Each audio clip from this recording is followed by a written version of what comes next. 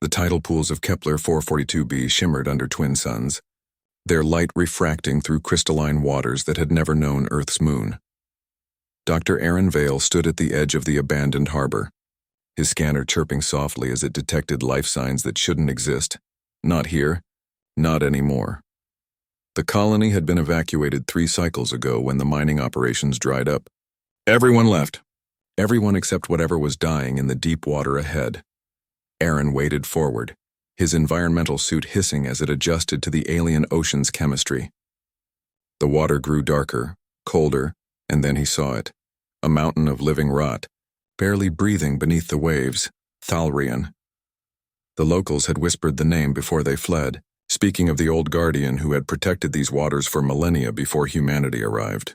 Now the creature lay motionless, its once majestic form buried under millions of barnacles, both native and introduced species that had colonized its scales like a parasitic city. The weight was crushing it, suffocating it, dragging it down to a slow, agonizing death.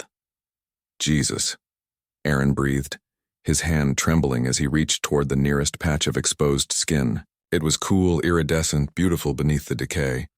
His comm crackled. Dr. Vale, command says to leave it. The transport leaves in 4 hours.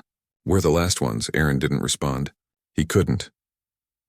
Because when he touched that patch of skin, Thalrian's eye, one massive golden eye the size of a shield, had opened and looked directly into his soul. There was no anger in that gaze. No plea for help, only acceptance. The ancient dragon had accepted its fate, abandoned by its own kind who had ascended to the stars centuries ago, forgotten by the colonists who saw it as merely another curiosity of a dying world. But Aaron Vale had spent his entire life studying Earth's oceans before joining the Colonial Marine Biology Corps. He had seen humpback whales covered in barnacles, ancient sea turtles carrying ecosystems on their backs, and he had learned one fundamental truth. Where others saw decay, he saw life worth fighting for. Command, I'm going to need more time, Aaron said, already pulling tools from his pack. Negative, Doctor. 4 hours.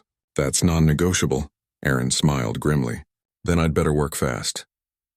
He started with the eyes, carefully scraping away the clusters that had sealed Thalrian's second eyelid shut. Each barnacle came away with a soft pop, and beneath them the dragon's scales gleamed like polished opals. The creature didn't move, didn't react. It had been still for so long that movement had become a forgotten concept. Hours blurred together. Aaron worked with the desperate efficiency of a surgeon in a war zone. His fingers bled inside his gloves as he scraped and pried and cleaned. The barnacles had roots, deep ones, that had burrowed into Thalrian's flesh over decades, perhaps centuries. Some sections required chemical treatment, carefully calculated doses that would kill the parasites without harming the host. 2 hours. Dr. Vale. He had cleared the head, the neck, one massive forelimb. Thalrian's breathing had changed, deeper now, less labored.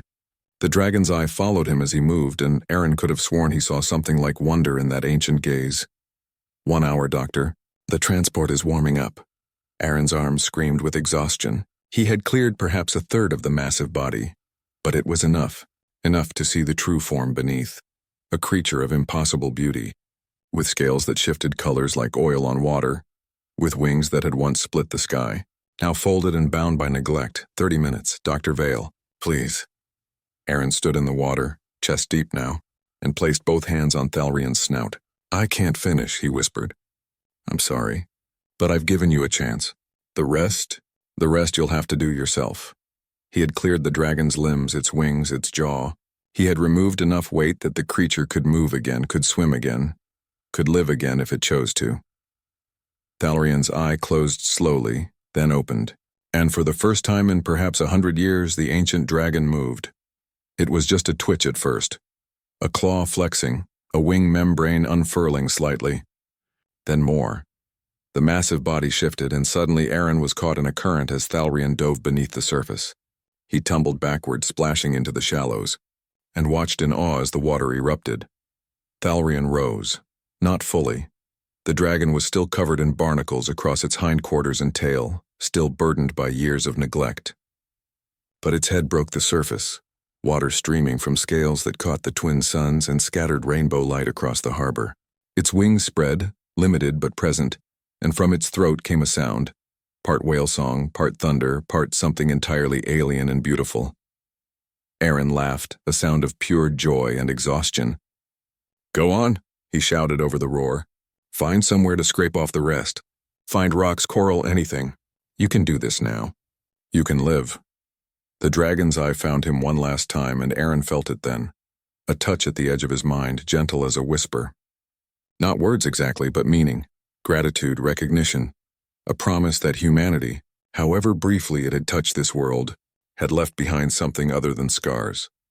Then Thalrian dove, its massive tail finally breaking free from the seabed, sending a wave that carried Aaron gently to shore. "Dr. Vale, the transport is leaving now." Aaron ran, his legs burning, his heart soaring. He made the landing pad just as the ramp was closing, diving through the gap and collapsing on the deck.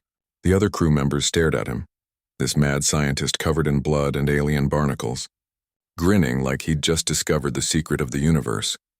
Perhaps he had. As the transport lifted off, Aaron pressed his face to the viewport and looked down at the harbor. There in the deep water he saw a shadow moving, graceful, powerful, alive.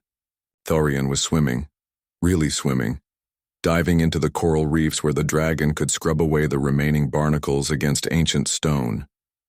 The galaxy was vast and often cruel. Species rose and fell.